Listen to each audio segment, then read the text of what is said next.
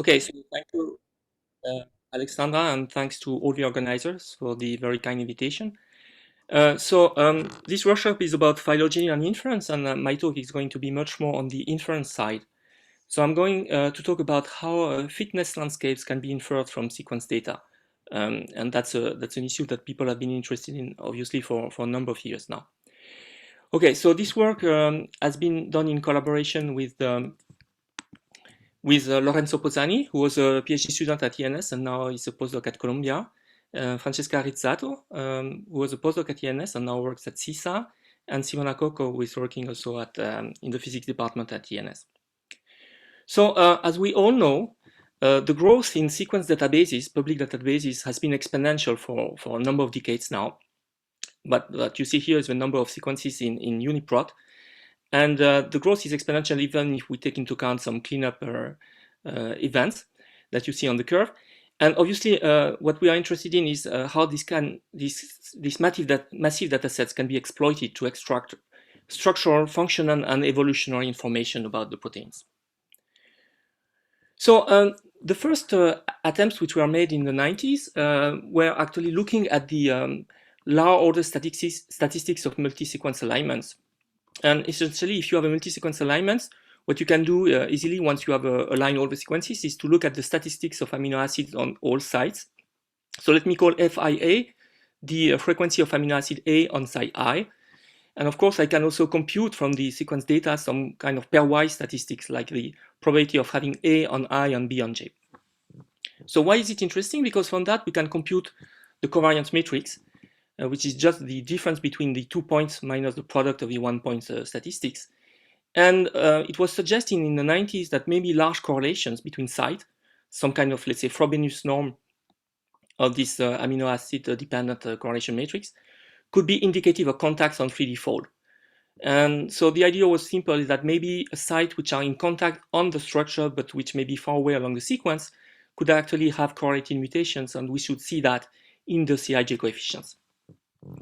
Unfortunately, when people tried this thing, and here you see just an illustration on the trypsin inhibitor protein domain, which is a short domain which inhibits the trypsin protease.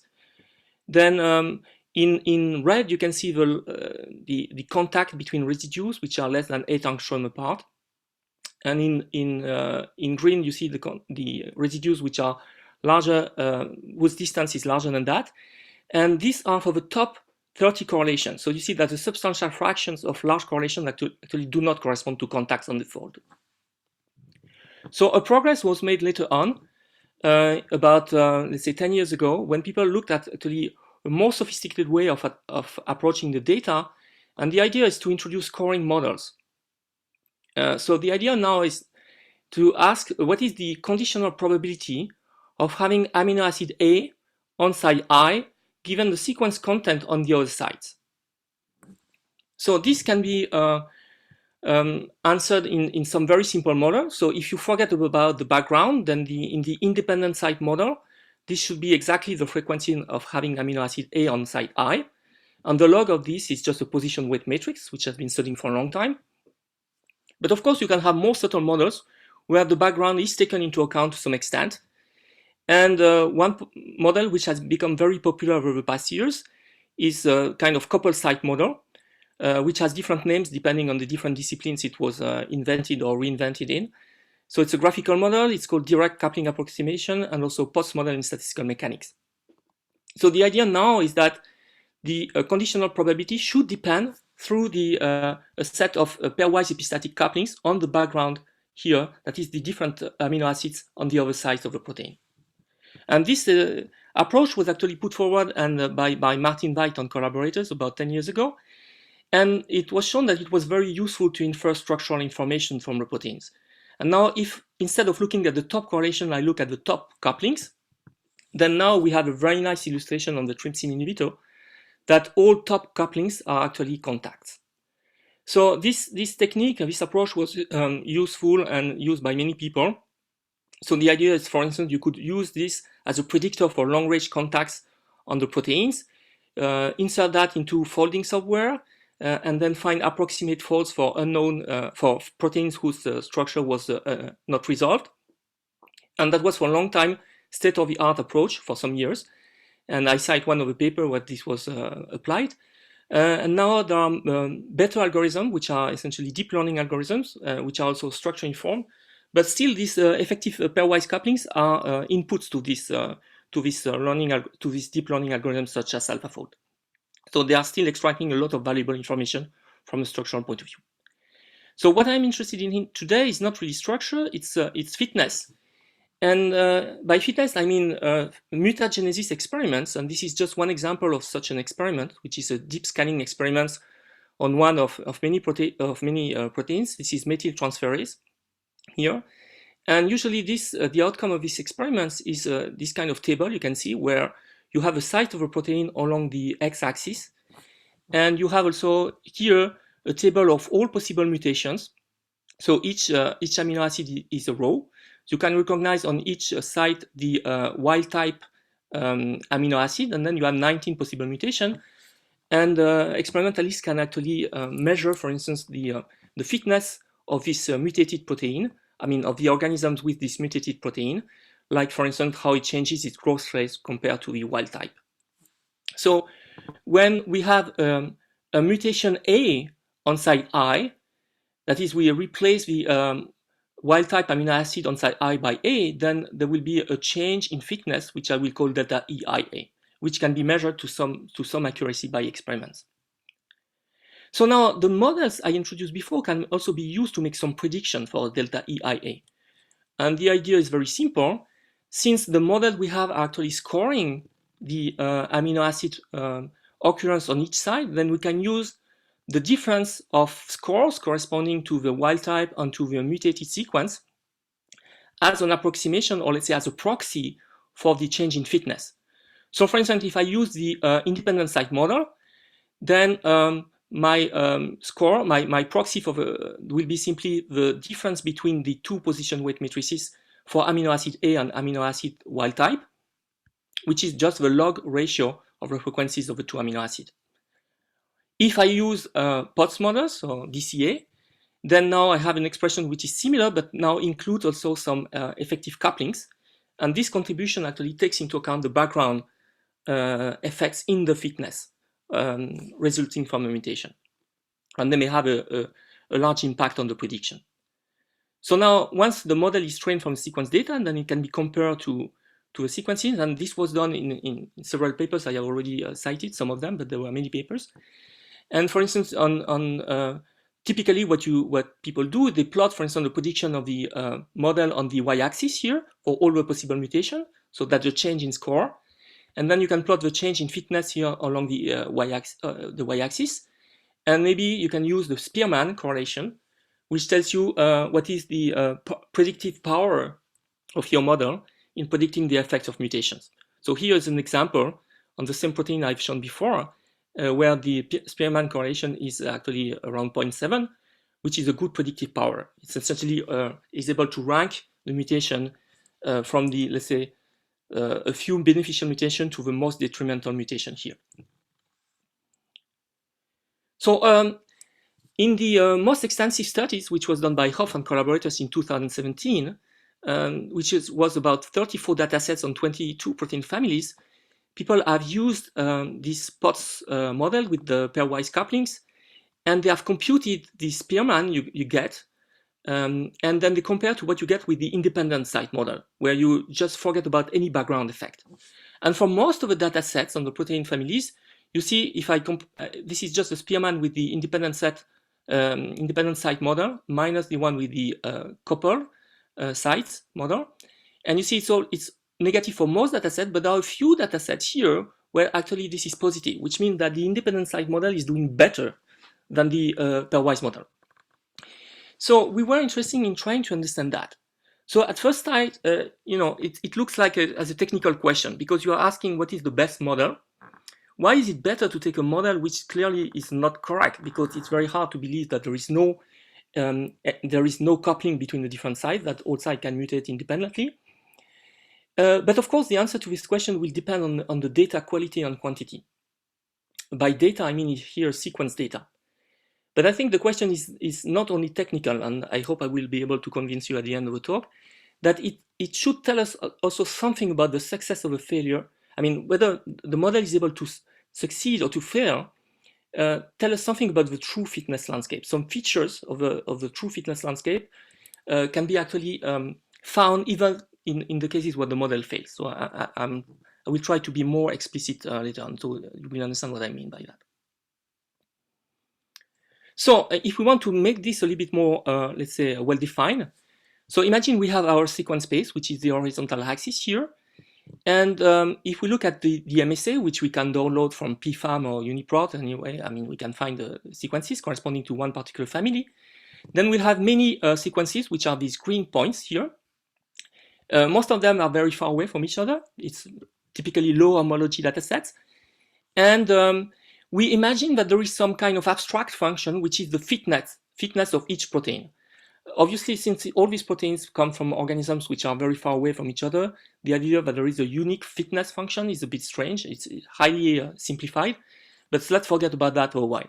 So we have this real fitness, and now we concentrate on one particular, and we have this real fitness function, which is the dashed line, and then we infer some model of the kind I've shown before, for instance, the POTS model, and we'll get some approximation, which is the green curve. It won't be perfect, but it will capture something. For instance, it will capture that, proteins which are in the MSA should have high values, for instance, of this fitness. Now, if we focus on one particular protein in the MSA, which is the wild-type sequence here, and we do mutagenesis experiments, what we are probing is actually the local structure here, the local shape of this landscape. And we have to compare this to what our model is predicting, okay? And the difference will be the prediction error. So we see immediately a problem because the model we infer is global. That is, it is inferred from evolutionary sequences, which are actually very far from each other on average. But the prediction we are interested in are local, around the wild-type sequence. So we may expect actually that there will be some bias in the prediction, that is a systematic error which is made by our model, and also there will be some variance, which may be due to the specific nature of our data set. Maybe a slightly different set of sequences from which we infer the model would produce a slightly different result. So we'll see how this idea of looking at the bias and variance, which is very common actually, can be useful in this case. So just to start with, let me just show how the outcome of the quality of a prediction depends on the data. So here I consider one particular family, which is poly-A binding protein. And there were extensive experiments, deep mutational scanning done on the yeast wild-type sequence on one domain of this protein. And about 100,000 unique variants were tried, including essentially all single point mutations or many actually multiple point mutations. So if we plot the MSA that we can download from this is the PFAM number here. There are about 25,000 sequences, and here is the histogram of Hamming distances towards the wild type. By Hamming distance, I simply mean the number of amino acids which are different between two sequences. So the wild type is here at Hamming distance 0, and then you see that most sequences are about 60 amino acids away from the wild type. Now, if I choose a small MSA, sub-MSA, with 120 sequences, here, which are pretty close, you see on the left side of the histogram, from the pretty close to the wild type, and I plot the fitness data, and then here versus the delta fitness, which are, these are the fitness data coming from the experiment. On the y-axis, you see the prediction by the independent site model. You see a Spearman correlation, which is about 0.55, which is not too bad. While if I do exactly the same thing from the same number of sequences which are far away, I get a Spearman correlation which is much worse. I mean, sequences which are far away cannot be fitted really well with the independent site model, and we have a very bad prediction, which is not very surprising. In fact, we can repeat that by using our big data set, big sequence data set, and doing exhaustive and systematic subsampling of different sub-data sets with mean homology, which is fixed, and also number of sequences, which is fixed. And for instance, in the top panel here in the upper right corner, you can see as a function of the mean homology, between the sequences in the sub-MSA and the wild-type sequence, how the Spearman coefficient is decreasing when we keep the size of the sub-MSA fixed, so the number of sequences is fixed, but you see it's decreasing with the mean homology. And if we do just the opposite, that is, we keep the mean homology fixed, and when we increase the number of sequences, we see that the Spearman correlation is increasing. So that means both the quality and the quantity of data are absolutely crucial for the for having good Spearman correlations. Okay, so let me just do one more thing before we go to theory. So now assume that I'm looking at the full MSA, and I would like to remove some sequences. I will change the mean homology by just removing sequences which are far away from the wild type.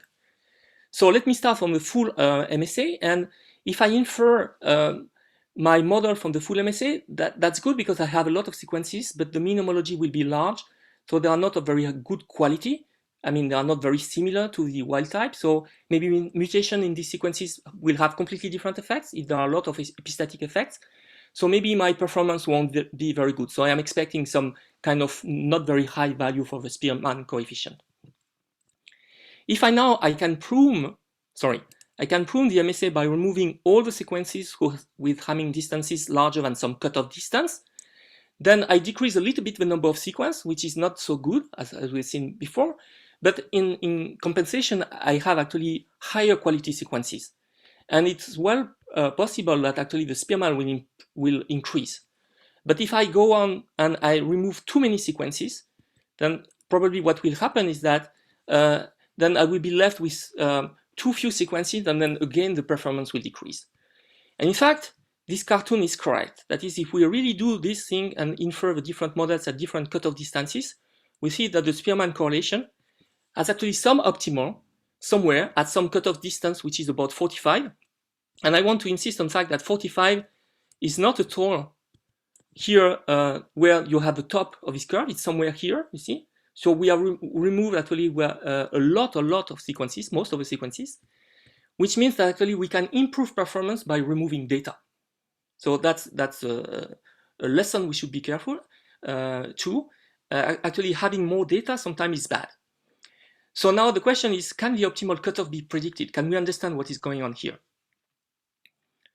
So in order to do that, we resorted to the well-known bias-variance trade-off in statistics.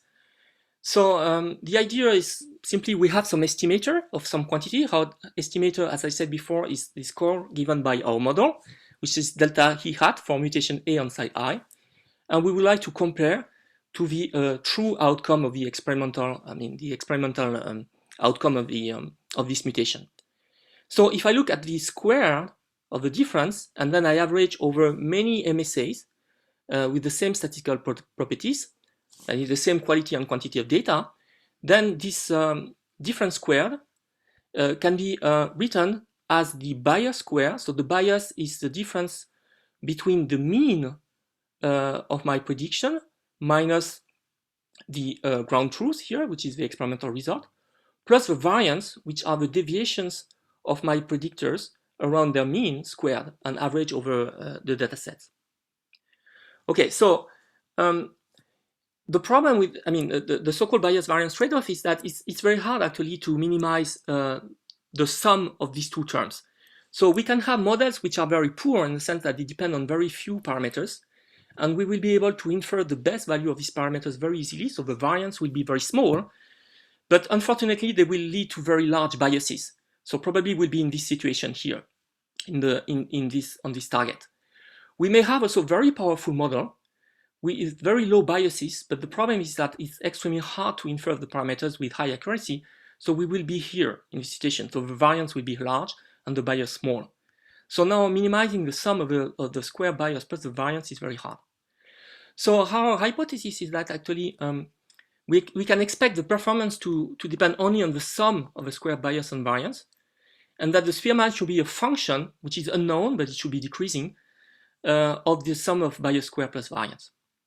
So we have checked this hypothesis first on synthetic models of proteins, which are lattice protein models, which were introduced about 30 years ago by many people, but we looked at one specific model, which was introduced by Gutin and Shaknovich. there are very small proteins of 27 amino acids which can fall on small cubes. So there are about 10 to the 5 different folds on this cube, and the different folds compete because they have different energies. And now we can define a protein family as the set of sequences which actually have a very high probability of folding in one of these particular native structure. And then we checked actually, we could compute exactly the bias and the variance because everything is well defined. And we checked actually that the Spearman was actually very much following this relation. But of course, what we are interested in is real data. And the problem with real data is that we don't know how to estimate a priori the variance and the bias. So let me tell you how we did that. So the variance is the easy part. So the variance is just the square deviation of the estimator with respect to its mean. And we did that in a simple statistical consistency teacher-student framework. So suppose you have a teacher model, which can be a POTS model or whatever model you think of. And we will draw data sequences from this model. We will infer a student model with in the same class of complexity, with the same number of parameters. And then we will compare what the student is with respect to the teacher. And the idea is that the number of data increases, the student will mimic more and more the teacher. So we can use asymptotic Bayesian inference, which is valid only in the limit of large number of data, but otherwise it's just a rather good approximation. It tells us what is the value of the variance here that we average over all sites and all mutations as a function of the statistics of the MSA. It depends essentially on the number of sequences, the 1 and 2 points statistics in the MSA. So we have a precise formula for that, which is easy, that we can apply to real data. Now for the square bias, then it's more complicated because of course we need also to know what is the true experimental values, right, in order to compute that. So what we did is that we looked at a statistical inconsistency framework where we assumed the teacher to be actually much more clever than the student.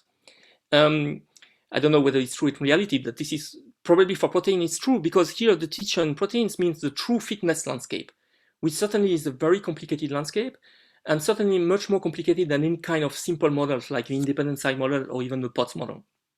So it's a realistic framework to assume that. So in practice, we draw MSA from a teacher POTS model with many pairwise interactions, and we infer with a much lower complexity student model, for instance, the independent side model, and then we compare. And so the analytical hardware calculation of the bias is harder than for the variance, but under some approximation, I have no time to explain, the square bias is approximately given by the mean homology, which is the mean distance between the wild type sequence and the sequences in the MSA, times some factor which is very important, which is the variance of the couplings in the teacher model that are not present in the student.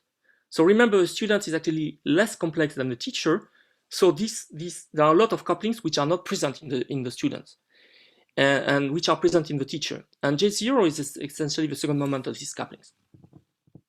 So now we can measure actually sigma squared in real data because we have an explicit formula. We can measure the mean homology D, and we can plot the Spearman as a function of D and as a function of the variance. And here you have the two plots which are superimposed for these poly A binding proteins I have already shown before. So in purple or pink purple, you see sigma squared, the variance on the horizontal axis, and you see all the dots which correspond to many subsample MSA from our big 25,000 sequences MSA. And you see the corresponding Spearman here, and you see a cloud of points with a Spearman correlation between the Spearman and the sigma square, which is not very high. In green, you see the same thing where we plot on the horizontal axis the Hamming distance up to some rescaling factor. And you see the Spearman is a bit better. But now if we plot both, we add both of them on the horizontal axis, then you see a perfect correlation, almost perfect correlation. So that is proof, or let's say an indication that the bias-variance trade-off is actually going on here as is natural. So here, when we plot, kind of out of time, so if you can wrap up. Okay. So so the interesting thing here is that we can infer this coefficient Z0 to maximize this correlation. And I want just to say that we have repeated this on many families, and we find this is the case. And we can also infer what I've shown before, which is the best cutoff distance in the MSA, depending on G0. And I think I would like just to say just two more things. First of all, we see that for 3 out of 7 families we have looked at in details, we find that actually inferring an independent site model with very few sequences does a much better job than inferring a full DCA POTS model on all sequences. So we need just few sequences with a very simple model. It's doing a better job. And I would like to finish with this conclusion. Again, so we have done some kind of theory to understand how the model and the data should be matched in order to improve performance. And I think one interesting outcome of the theory is this parameter J0, which is the average square epistatic couplings in the fitness landscape, which is not captured by the model. Which means, and that's something we can access from this correlation plot I've shown before. That is, even if the model is failing to give good performance, then we can extract something about the fitness landscape which is not seen by the model, which I think is interesting because it gives access to a global characterization of the landscape through a local single-point mutagenesis experiment. Okay, so I will stop here. I'm sorry for running out of time. Okay, thank you very much. I'll do the clapping. Questions? Does anybody want to speak up? Me. Go ahead. So I'm still trying to understand whether the improvement that you get by throwing away the sequences in your alignment that are furthest away is coming because they actually do not have the same set of real couplings as the reference one that you're going to mutate, or whether it's more something about that your model is making more likely to make wrong inferences when you do it on a large data. It has something to do with overfitting, and that you let your model give your model more free parameters. I didn't understand which of the two is going on. Oh, okay. So I think it's mostly a question of bias. So I would say it's the first thing, right? So for instance, the result I've shown in some of the slides were with the independent site model. So of course, since we want to predict single mutations here, single point mutation, I mean, obviously we could be interested in more than that. But then in principle, an independent model is enough. We don't need any coupling, right? Because we just want to find what is going on when we just flip one amino acid, change one amino acid on each side. Now the question with that is that, of course, since the true fitness landscape may have a lot of epistatic couplings, or some of them, we cannot just apply the independent site model on all the data, even the one which are very far away, because then for them, the independent site model which is close, which is true locally around my wild type sequence is completely wrong, because the effective position weight matrix would be different there, right? So this is really because we have a strong bias. We are using a model which is much less clever than what is the true fitness landscape. It's strongly biased. It may be, we try to make it as correct as possible, very close to the wild type sequence, but it will fail far away. I don't know if that answers your question, but it's not overfitting. It sort of does, but I'm very confused by the way you're using the word bias, which is a technical term in orthodox statistics and means a difference between the mean of a sample, the expected mean of an estimator on the sample and the true mean. But it seems to me you're using it in a different way. But I think I get the general idea of what you're saying. Okay. Christophe de Simon, you had. Yes, thank you. So I also a little bit along the same lines. I mean, usually the bias variance trade-off is useful to think about different model complexities, but for a fixed input data set. And here you're suggesting not only like to use a more simple model where it understands how the effect it will have on the bias and the variance, but also to remove some data, have fewer data. And so I wonder, I mean, are you forced to do that? Couldn't you just go to a more simple model, but with the same amount of data? So the problem is that as I said before, I mean, the data, for instance, in my histogram, I had a lot of sequences which are very far away because that's a typical situation, right? For them, the independent site model actually is going with the the position weight matrix that would correspond exactly to what I would need in order to predict correctly the mutation around my wild type sequence, that will do a very bad job for these sequences, right? If my landscape was truly, I mean, if all the sites were truly independent, you know, each mutation was had completely additive effects, right? Then that would be perfect. I could keep all my data. And the more data I had, the better it is. But if mutations are not additive, and they are usually not, you know, then in that case, I need to remove the sequences which are far away. Because but for me, this is more indicative that, you know, there's some confounding variable that you're not capturing with the model.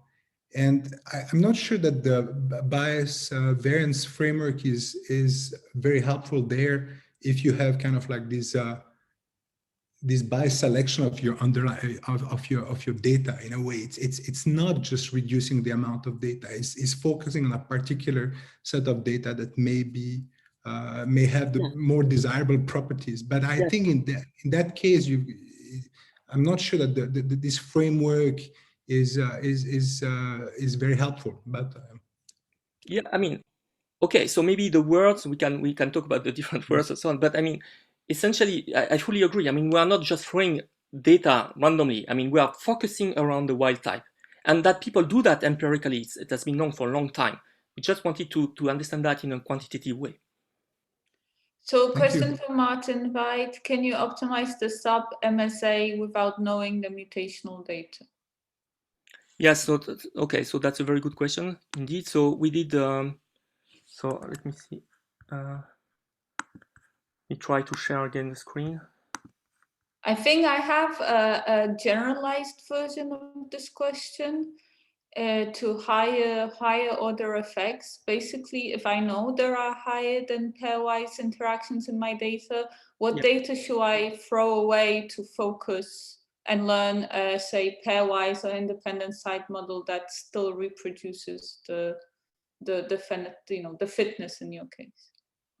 Okay, so just to answer Martin's question first. So indeed, we did two things. One is supervised prediction of the best distance, where we use just a few mutational points in order to fit the value of G0. But if we have access to no experimental data, still we can predict the best MSA in an approximated way. We just look at the variance, which can be computed. And that is actually, when we say that the variance is too strong, larger than some, we have some criterion, which is essentially a signal to noise ratio, which is above some threshold, then we just stop here. So that means we remove the data. We start from the full MSA and we remove data, and then the variance is increasing, and when it is above some threshold, we stop. It's not perfect prediction, but actually it does some job in finding the best value. So this is the kind of light blue, kind of blue-green line here. And sometimes it's actually find the best cutoff. Sometimes it's a bit further away, but yes, you can do that in a fully unsupervised way. And sorry, Alexandra, you said what happens if we have higher order interaction? Yeah, I mean, or generally, what's the empirical rule for throwing away data? Oh, okay. So what we do, if we have access to some experimental data, essentially. You just do some subsampling of your MSA, okay?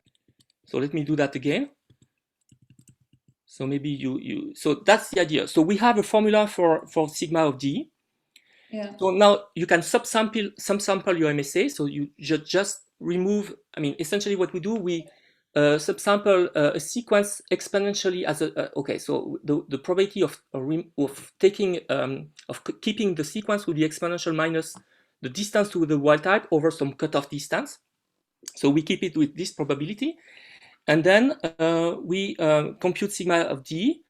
And then we add J0D, where J0 is an unknown parameter. And we find the best J0 to actually maximize the correlation with the Spearman coefficient. And so can you generalize this to higher order interactions? Yeah, so